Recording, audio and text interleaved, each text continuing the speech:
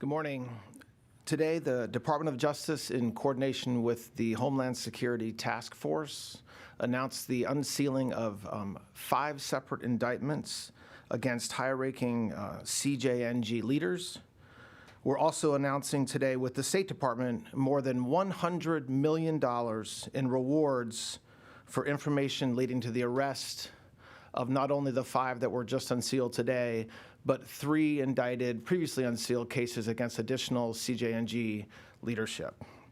This, again, is a continuation of our efforts to eliminate cartels that have plagued this country for far too long. Narco-terrorist organizations like the Cartel Jalisco Nueva Generation are responsible for countless deaths to Americans. These sophisticated organizations use violence and fear to maintain control over the importation of deadly narcotics into the United States, including fentanyl, cocaine, meth, and other illegal drugs. Their actions spread violence and death to our communities. As alleged in today's indictments and the previous indictments that were unsealed, these cartel members have been charged with a range of crimes, including running drug networks, organizing highly trained hitmen responsible for murders and attempted assassinations, procuring weapons, money laundering, and deadly drug manufacturing and distribution. 3 of the alleged cartel members were also allegedly committing a sophisticated fraud targeting elderly Americans in an alleged timeshare fraud scheme. Since January 20th, 2025, we have extradited, transferred, and secured convictions against hundreds of the world's most dangerous drug traffickers in federal courtrooms across the United States. Just last month, the co-founder of the notorious Sinaloa cartel, El Mayo, Ismael Zambada Garcia, was sentenced to life in prison in federal court in this country. The results speak for themselves. We've talked about it a lot lately, but it bears repeating here. In addition to the historic decline of violent crime just last year, we saw a 22% decline in fentanyl deaths in the United States over the year prior. Our efforts have saved thousands of lives and bringing back law and order to our communities. This mission obviously requires brave men and women in law enforcement, talented prosecutors, and steadfast partners at the state and local level and our international community. I want to thank the Homeland Security Task Force, DEA, FBI, HSI, CBP, IRS, CID, the State Department, the National Coordination Center, all of these partners working together with the Department of Justice in an all-government approach to combating terrorism.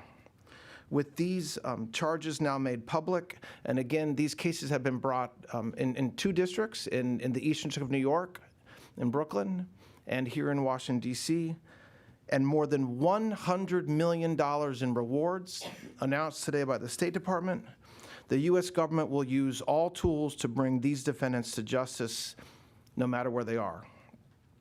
We will never allow foreign terrorist organizations to take advantage of our country. We have an important job to do, and together we will finish it. We have several speakers that are going to address you guys today, starting with our DEA Administrator, Terry Cole.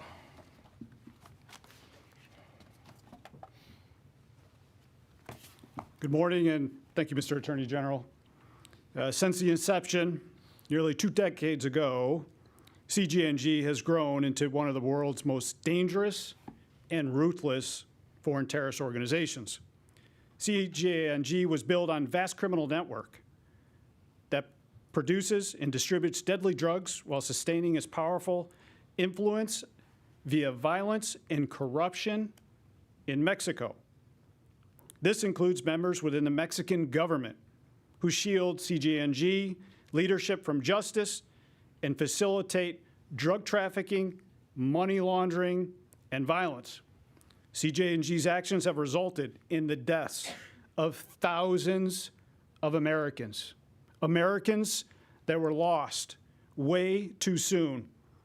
They did this through this production and distribution of fentanyl. a weapon of mass destruction. DEA is aggressively targeting both the cartels and the corrupt government officials who are responsible for the deaths of our citizens. Today's coordinated actions against CJNG leadership and infrastructure, including superseding indictments and rewards totaling more than $100 million in arrest, will not end.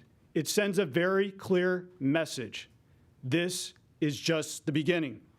Under the President Trump and Attorney General Blanche, this administration will use every resource, every tool to protect the American citizens.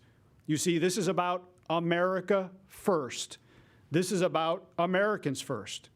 This is a fight against CJNG that we are just beginning, and we will not back down. DEA cases have generated more than 100 federal indictments against CJNG leaders and members and associates. We are working with our international partners to arrest, extradite, and prosecute these defendants in the United States. Earlier this year, we saw the leader, El Mencho, fall to his death during a Mexican military operation for his capture. El Mencho's demise did not end CJNG. It underscores the organization's resilience and the continued threat it poses. Based on DEA intelligence, the new leader, Juan Carlos Valencia Gonzalez, El Mencho's stepson, has taken control of the cartel. In our world, El Peleon is the #1 priority of DEA. DEA is more focused than it's ever been on dismantling CJNG and bringing its leaders and members and facilitators and corrupt enablers to justice. Let me be clear. If you traffic deadly drugs, profit from the suffering of others, or use public office to protect the cartels, this is your warning. DEA is coming for you. No title, no position, or political connection will shield you. This includes cartel members like Jardinero, who was recently captured in Mexico. This includes Sapo, Hugo Mendez Gaitan, a Sicario who runs Sicario training camps deep in Mexico. This includes Trajetas, Julio Montego Pinzon. This is the same subject who attempted to kill the current security director, Omar Garcia Harfuch, in 2020. They are relentless, but so is DEA, and so is this team standing here before you. These individuals represent different parts of CJNG and their criminal enterprise, but together they demonstrate why the U.S. response must be coordinated, must be comprehensive, and must be aggressive. Cartels depend on leadership, money, logistics, corruption, coercion, and networks that cross borders. And DEA and our partners here are targeting every such network. Our work is far from over. We will disrupt your networks. We will cut off your financial lifelines. We will seize your illicit profits, and we will work with our partners to save American lives. I want to stress, this is about America first. This is about Americans first. I want to thank the Attorney General. I want to thank the Homeland Security Task Force, the NCC, and our partners that are standing here today, because partnerships allow us to succeed. And success is our goal to protect and defend the national security of our country and our citizens. DEA is on the hunt with our partners. God bless us, and God bless the United States. I'd like to turn this over to the FBI Director, Kash Patel. Thank you, Administrator. Thank you, Attorney General. The dynamic threat landscape of the drug trafficking world unfortunately has permeated into not just deploying these lethal doses of fentanyl and other narcotics that are killing Americans at a record rate. You've heard from the Attorney General and the DEA Administrator, and you heard from our team, the record successes we've had, from getting the Chinese to delist the precursors that were dumping this poison to the Mexican cartels and manufacturing it down south of the border and pumping it here. You've heard that there's been an over 20% reduction in opiate overdose deaths, 22% specifically related to fentanyl.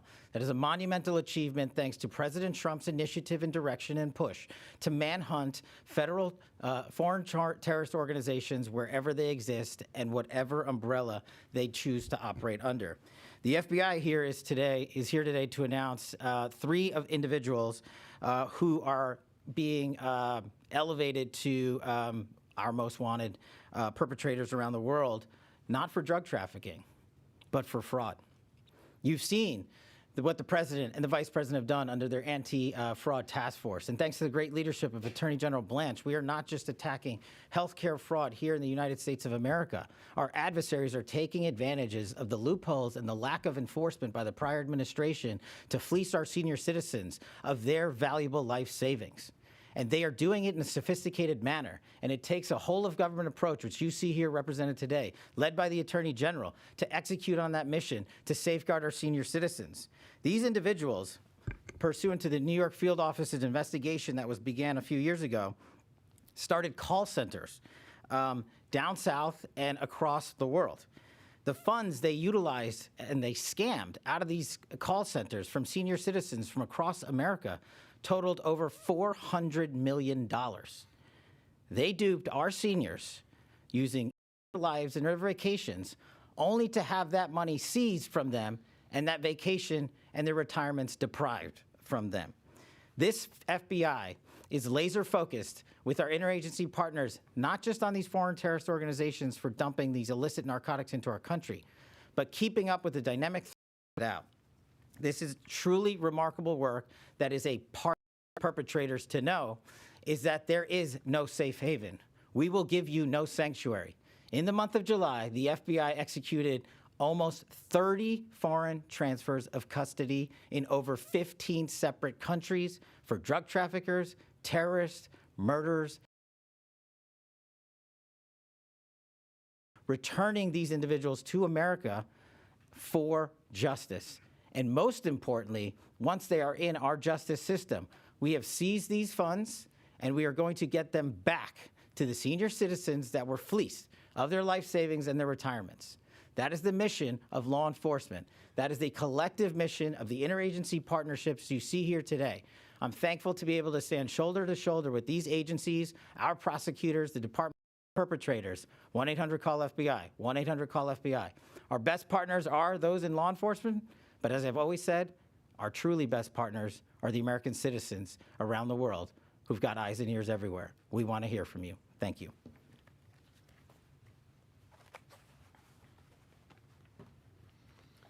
Thank you, Director Patel.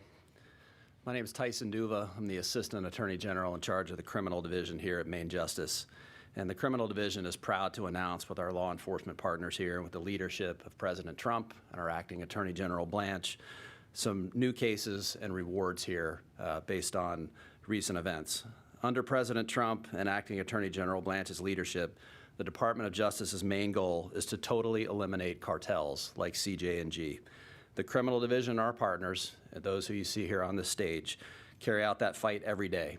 We have had tremendous recent success against the 2 largest drug trafficking organizations in Mexico, the Sinaloa Cartel and CJ&G. Since President Trump took office, high-value removals via extraditions and expulsions have numbered over 200, putting some of the most dangerous cartel figures in U.S. custody and in American courtrooms. About 2 weeks ago, some of us on this stage, including Mr. Cole and I, sat in the storied federal courthouse in Brooklyn and did some press after and watched our prosecutors and agents secure a life sentence for El Mayo, the co-founder of the Sinaloa Cartel and perhaps the most heinous and violent narco-terrorist in the history of mankind. During President Trump's first term, our prosecutors convicted his co-founder, El Chapo Guzman, and last year, we convicted Chapo's sons, Ovidio and Joaquin Guzman Lopez, who also face life in prison. We are dismantling the Sinaloa Cartel. The same pressure is now on CJ&G. Last Friday, Antonio Oseguera Cervantes, brother of the late CJ&G boss El Mencho, pleaded guilty. And in April, the CJNG co-founder, Eric Valencia Salazar, pleaded guilty. They both face life in prison. We are pleased to announce the increased monetary awards are being offered for information leading to the arrest or conviction of 2 CJNG leaders charged by the Criminal Division. As Mr. Cole explained, those are Juan Carlos Valencia Gonzalez Palon and Arias Flores Silva Jardinero. Mencho's stepson, Palon, is by all accounts the new CJNG leader. Jardinero is the regional commander who runs a vast logistics network for CJNG. The Criminal Division charged both during President Trump's first term, and in May of this year, we brought new drug trafficking, weapons, and money laundering charges against Jardinero. There are new charges and rewards that we are announcing today. We are announcing federal charges brought by the Criminal Division prosecutors against 5 senior members of CJNG in the District of Columbia, which were unsealed yesterday. All 5 are charged with drug trafficking and firearms offenses. The 5 defendants are as follows. Julio Alberto Castillo Rodriguez, or Choro. This is Mencho's former son-in-law and a senior CJNG leader who allegedly trafficked tonnage quantities of methamphetamine and cocaine in controlled territories by force and violence. Hugo Gonzalo Mendoza Gaitan, or Sapo, is Mencho's godson and senior CJNG leader who, in addition to trafficking meth and cocaine into the United States, procured most of CJNG's weapons, trained sicarios, or hitmen, and oversaw operations. Ricardo Ruiz Velasco, or Tripa, is a senior CJNG lieutenant who oversaw CJNG's criminal activities in several Mexican territories. Tripa is charged with conspiring to import heroin and fentanyl. Lastly, Julio Cesar Montero Pinzon, or Tarjetas, and Carlos Andres Rivera Varela La Firma founded and led CJNG's Grupo Elite, a unit of heavily armed sicarios that controlled communities and government officials alike with violence. They trafficked tonnage of quantities of meth and cocaine into the United States. Tarjetas and La Firma are also charged in separate fraud indictments in the Eastern District of New York. And a word on the fraud indictments. On October 27th, 2025, the Criminal Division and the Eastern District of New York prosecutors obtained a superseding indictment on Tarjetas, La Firma, and Griselda Margarita Arredondo Pinzon, Tarjeta's half-sister, and a CJNG accountant, charging them for participating in a timeshare fraud scheme. And here's how it worked.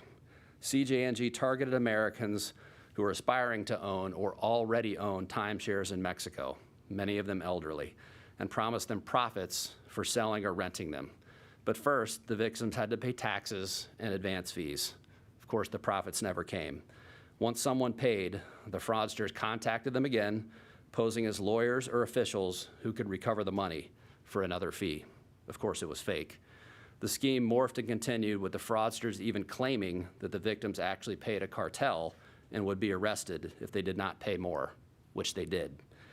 One particular victim, an 83-year-old individual, an American, who bought a timeshare many years ago for $179,000, was duped at each level of this phase. He paid advance schemes to begin with. He fell for fake real estate websites and title companies. He was victimized again by attorneys who sent their bar information and fake websites who claimed that they could get his money back. Of course, they were impersonators and they could not. Government agencies then contacted him for additional fees on using government letterhead and spoofed government websites. And then again, Mexican law enforcement contacted him and demanded he pay criminal and civil fines because he had apparently paid a cartel. It went on and on. It victimized this man for hundreds of thousands of dollars over 8 years. Between 2019 and 2023, the scheme has defrauded over 6,000 Americans of over $400 million. And CJNG, of course, used this money to fund its operation, traffic poison, buying guns, and paying bribes with the life savings of Americans. Together, the DOJ, the Department of Homeland Security, and the State Department are announcing millions of dollars in rewards for the arrest and capture of those at large. You cannot hide from any of us. We will find you, and we're coming for you. And now I'd like to turn it over to Matt Milholland with HSI.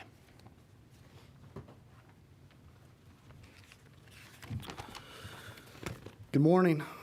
I'm Matthew Milholland, the Deputy Executive Associate Director for Homeland Security Investigations. Thank you to our partners across the Department of Justice, the Drug Enforcement Administration, the FBI, the State Department, IRS, CBP, ATF, and many state, local, and international partners. Today's announcement reflects the full force of the U.S. government being brought to bear against CJNG, one of the most prolific and dangerous criminal organizations in the world. As a designated foreign terrorist organization, CJNG threatens the United States through drug trafficking, weapons trafficking, money laundering, fraud, intimidation, and extreme violence. Its leaders and facilitators operate across borders. They exploit our financial system, they traffic deadly narcotics into American communities, and they use their violence to protect their criminal enterprise. These cases are part of the Homeland Security Task Force initiative, a whole-of-government approach focused on eliminating criminal cartels, foreign gangs, transnational criminal organizations, human smuggling and trafficking networks that are operating in the United States and abroad. HSI is proud to play a central role in that effort.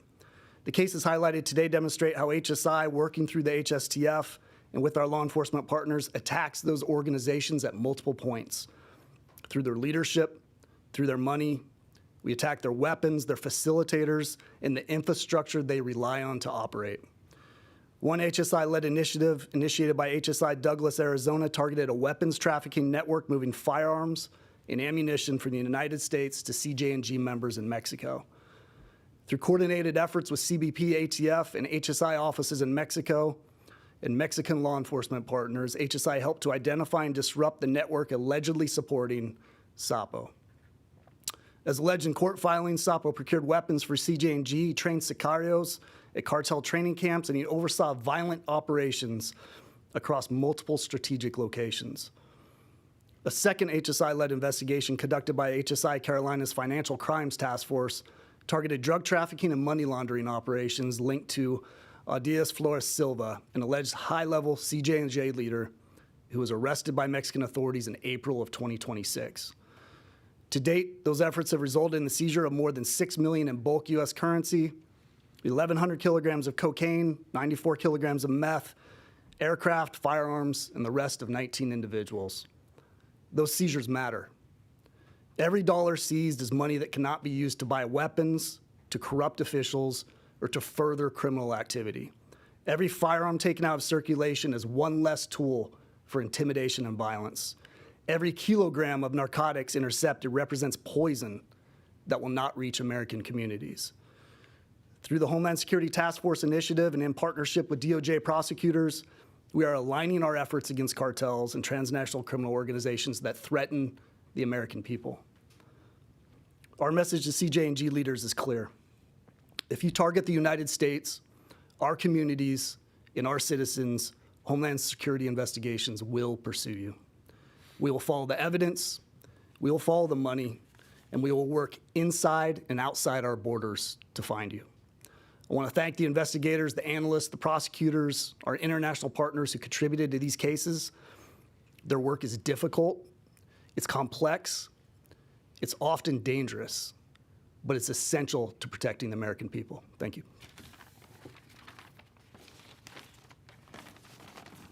Next up is my colleague from the IRS.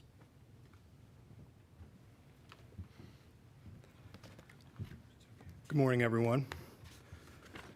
My name is Gary Shapley. I'm the Deputy Chief of IRS Criminal Investigation.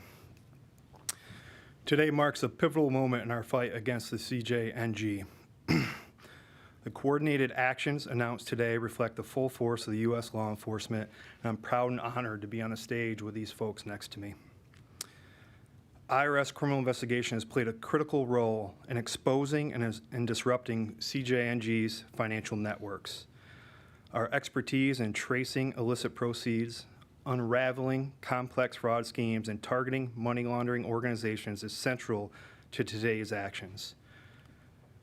Whether laundering funds through intermediaries or legitimate financial institutions, or attempting to conceal the income earned through cryptocurrencies, IRS-CI enhances the capabilities to ensure the proceeds of these criminal conduct are not available to continue to promote their schemes or to enrich the leadership of the targets that were indicted today, unsealed today. CJ&G's fraud operations targeted Americans who owned timeshare properties in Mexico.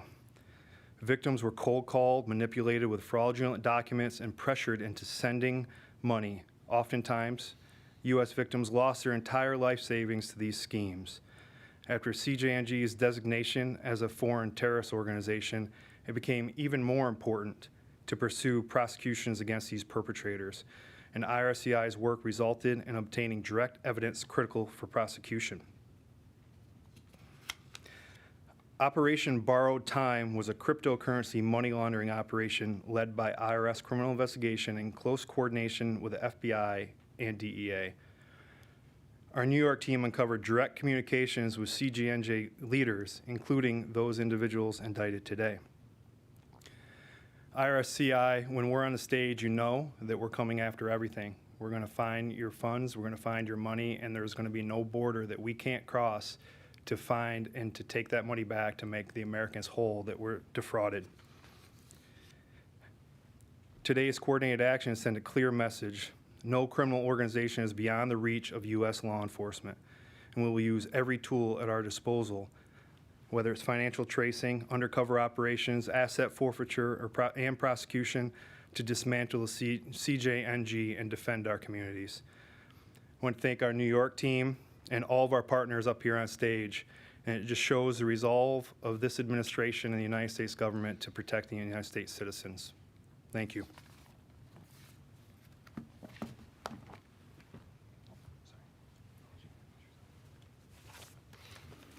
Good morning. I'm Ambassador Michael Gonzalez, Deputy Assistant Secretary of State for International Narcotics and Law Enforcement. I'd like to thank the Department of Justice for hosting this unprecedented announcement today. As President Trump has said, it's time for America to wage war on cartels. Well, CJ&G, we're coming after you.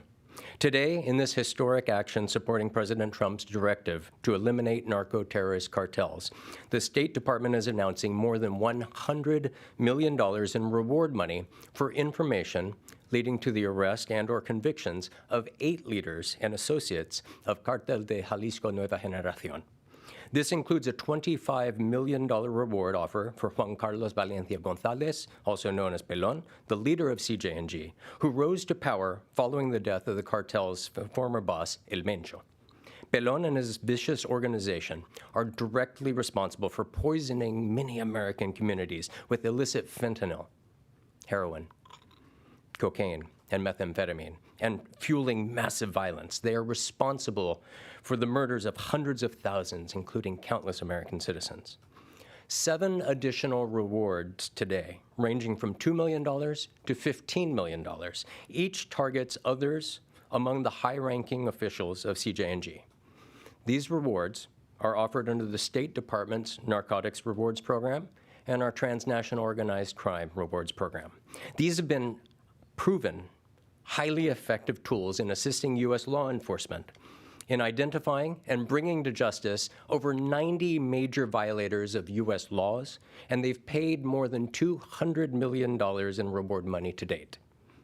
We will use every tool at our disposal to hunt down, to dismantle, and to destroy these ruthless foreign terrorist organizations, and to defend America and the American citizens from the violence and drugs that have torn apart our families, our communities. In addition to these rewards, the State Department is imposing visa restrictions on 65 individuals who are family members or close associates to persons linked to CJ&G to prevent their entry into our country. 26 of those individuals already had American visas. Those have now been revoked. Under the leadership of Secretary Rubio, the Department of State, together with our U.S. law enforcement colleagues, will continue to protect our nation, the American people, and our hemisphere from the violence and terror inflicted by CJ&G. But we need your help. If you have information, please contact DEA, FBI, or Homeland Security investigations at the respective tip lines. As we heard from Director Patel, if you're not sure how, 1-800, call FBI. Help us find and convict these criminals and protect the American people. Thank you. Mr. Blanche? Thank you. All right, I want to thank everybody for being here today. We'll take a couple of questions. Get The president has publicly criticized U.S. Attorney Jeanine Pirro for her decision to drop the reflecting pool case. Do you agree with the move to dismiss the charges against David Hearn?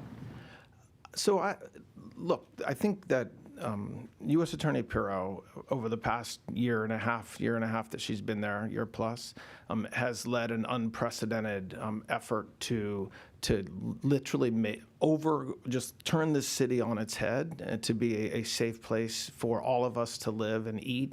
And so I've watched the communication that President Trump, who has every right to be extraordinarily frustrated with damage done to our national monuments and in this city and elsewhere.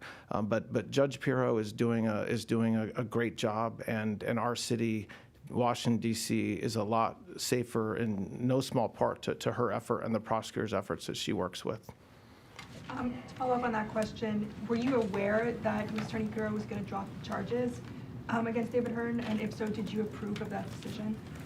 So I'm not going to talk about internal discussions. I don't approve or disapprove decisions that our U.S. attorneys make in a general matter, but I'm not going to talk about what we knew about the case or didn't know about the case. I mean, we have a great relationship. By we, I mean Main Justice and U.S. Attorney Pirro in a lot of different cases that we work on. So again, I don't want the message to be because President Trump expressed appropriate frustration at the damage done to the reflecting pool, that Judge Pirro is not, and not only Judge Pirro, her prosecutors are not working every day to combat violent crime and to make this city safe. So, yep. Go ahead. One on topic, one off topic. Is that okay? All the top questions have been off topic. Okay, so I just wanted to ask about the current case that the current case you guys are talking about. The DEA director briefly mentioned, I'm paraphrasing, something to the effect of politicians, elected leaders, the U.S. will stop at nothing to go after these suspects. You also mentioned elected leaders potentially protecting people named in this indictment. Does the U.S. at this point have any thoughts or considerations that there could be foreign governments, foreign elected leaders who are protecting any of the named suspects that were just brought up today, potentially at all? And does the U.S.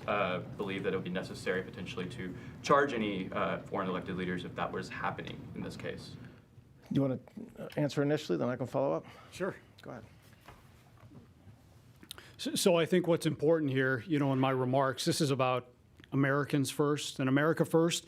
There are far too many Americans that are dying at the hands of the cartels who have been designated a foreign terrorist. On a side note, each day when I walk into DEA headquarters, I walk past the faces of fentanyl. There are 7,000 kids.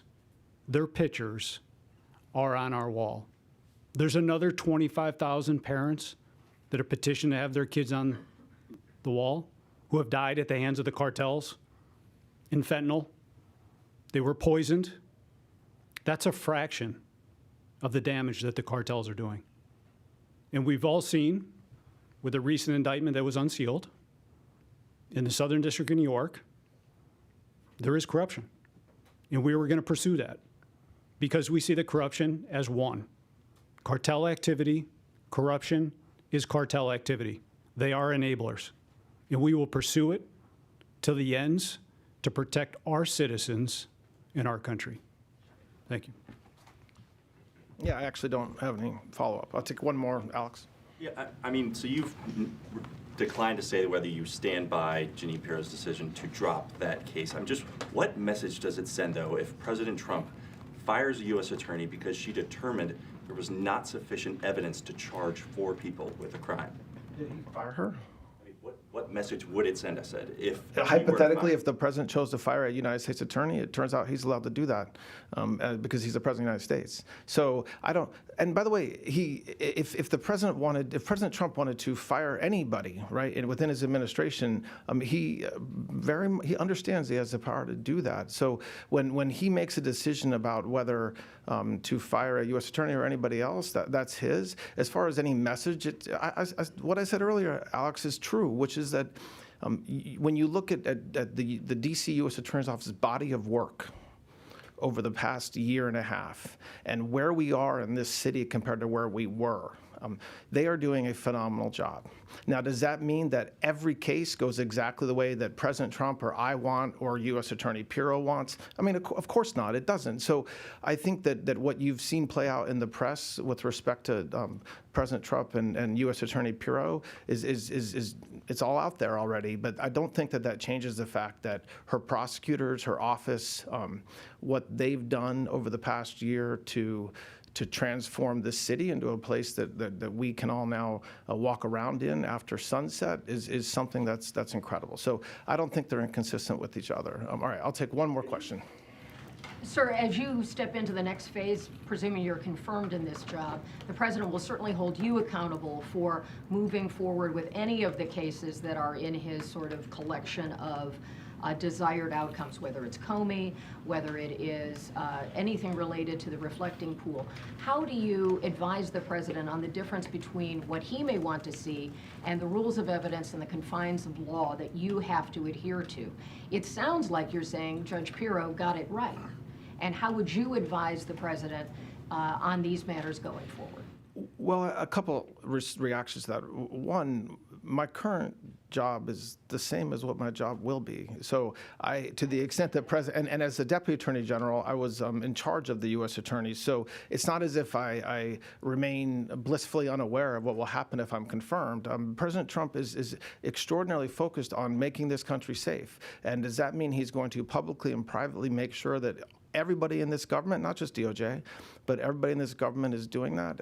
Yes, and I don't have any issues with, I'm not going to talk ever about my communications with President Trump, but President Trump, when he talks about what he expects this department to do to make this country safe, I don't think the American people should look at that as some sort of threat to me or warning to me. He wants this country to be safe, and so I happen to agree with him on that. So if we have discussions where we have to talk about a case and whether we're going to charge a case or whether we have charged a case, that's okay. But no, I'm not concerned about anything new with my responsibility, if I'm confirmed in the next couple days compared to what my responsibilities have been really since March of last year, but obviously since April of this year as well. So, all right, thanks a lot, guys. I appreciate it. About your confirmation, given Susan Collins came out yesterday and said that she's a no, are you worried about potentially other Republicans defecting in the next few days?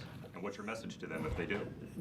Well, my message, I've been talking to Republicans and Democrats for the past several months, and I'll continue to do so. And my team has been as well. So, no, I'm not worried about what's going to happen over the next couple of days. I'm hopeful that the work, like what we're talking about today, the body work the department has done over the past year and a half, of which I'm a very small part of, is something that the Senate recognizes, but look, I mean, I'm not going to do anything except continue to communicate with anybody who has questions about anything involving the department that I can answer, or me personally that I can answer. So we'll see. But all right, thanks, guys. Thank you. Thank you. Real quick. Administrator Cole? Yes, absolutely. Senator Durbin, accused you of lying under oath. Will you respond to that? I do want to ask you, what is the relationship in the communication level with your counterparts in the Mexican government? I know you have to be careful here, but is that improving? Is it just kind of plateaued? They could help out probably a little bit more, right? Yeah, so the communication is constant. And having worked in Mexico previously with Matt, where's Matt? Previously, we worked on the ground together. And we continue to work on the ground together. Both countries working together. Do I still communicate with Omar Garcia Harfuch? I do. Okay. We have a relationship. He wants the best for his country. I want the best for this country and the Americans and our national security. And we stand firm, not only on the current cases, the cases that have been unsealed, and what's about to happen. Good, David? That's good. All right, sir. Thank you. Thank you all. Thank you, guys. I appreciate it. Director Patel, any update on the Guthrie case since the ransom notes were made public,